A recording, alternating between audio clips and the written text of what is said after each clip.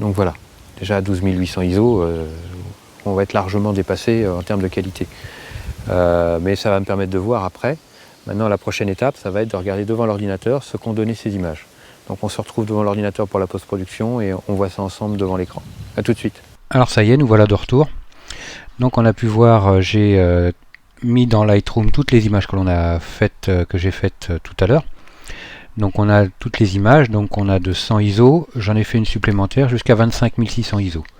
Donc elles sont sans traitement préalable, là je suis dans la bibliothèque, et je les ai importées dans ma bibliothèque Lightroom sans traitement préparatoire. Elles sont vraiment brutes, raw, brutes, il n'y a pas de débruitage, il n'y a rien du tout. Donc c'est une image relativement quelconque, hein, ça va pas casser trois pattes à un canard, donc on voit notre image à 100% qui est à 100 ISO, n'a pas de grain. On va monter 200 ISO, ça ne bouge pas non plus, toujours pas de grain. 400 ISO, toujours pas, donc tout va bien, on sait qu'à 400 ISO ça se passe correctement.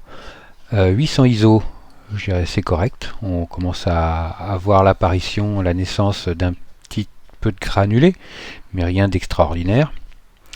1600 ISO, donc là le bruit commence à apparaître, mais je dirais c'est pas encore dommageable.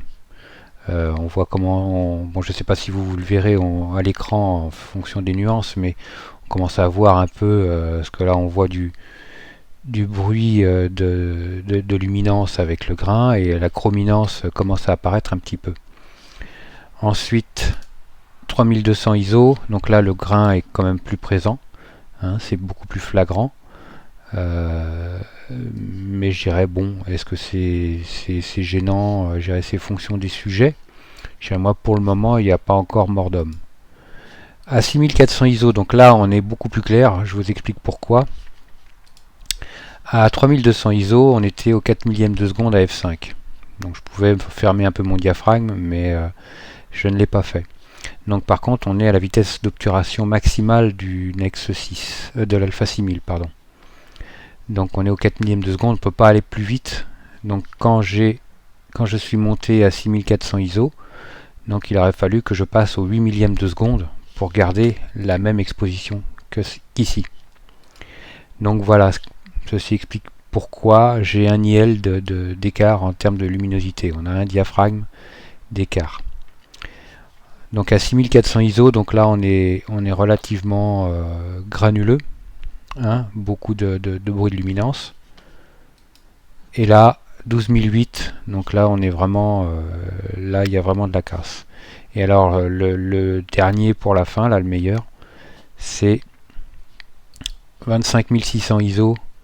Donc là c'est il n'y a rien à en tirer, quoi. Il n'y a rien d'intéressant à faire avec ça. Alors moi en termes personnels, je trouve qu'à 3200 ISO ça se comporte très bien.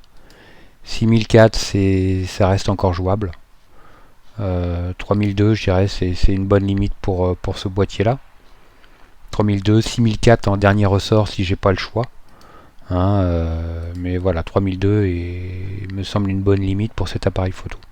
Voilà, bah écoutez, je vous encourage tous, si vous c'est pas fait quand vous commencez avec un nouvel appareil photo, à faire ce genre de choses.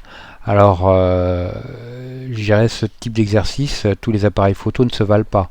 Hein, donc certains seront bien à 1600 ISO et seront mauvais à 3002, d'autres seront excellents à 6004, d'autres n'iront pas plus loin que 800 ISO.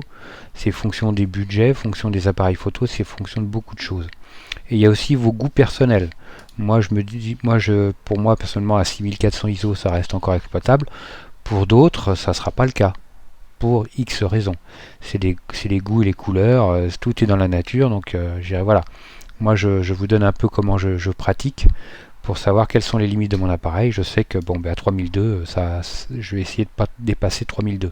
Mais en dernier ressort, si j'ai pas le choix, je pourrais monter à 6004, mais j'irai pas au-delà. En ce qui concerne 12008 et 25600, je le laisserai sur la notice. Hein, parce que vous voyez que maintenant, un appareil photo qui vous dit qu'il va jusqu'à 25600 ISO, quand c'est pour avoir ça, je me demande pourquoi on y va. Hein, parce qu'on va pas en faire grand-chose. Mais en même temps, c'est des sensibilités ISO qu'on va utiliser dans les grands extrêmes, photos de nuit, on va dire, Mais bon, hein, je ne sais pas ce qu'on va pouvoir faire avec ça. Et si jamais le bruit vous embête et que vous ne savez pas trop comment faire pour l'enlever sur Lightroom, eh bien je vous encourage à vous inscrire sur le site commentphotographier.com, parce que là vous allez profiter de bonus vidéos, dont un justement parlera de comment retirer le bruit, les effets nuisibles du bruit sur vos photos sur Lightroom. Vous aurez aussi un livret sur comment savoir acheter un appareil photo, quel type d'appareil photo en fonction du photographe que vous êtes, et puis plein de bonus vidéos sur comment réussir des portraits qualité professionnelle ou flash et en lumière naturelle. Merci à tous, et puis je vous dis à très bientôt sur commentphotographier.com.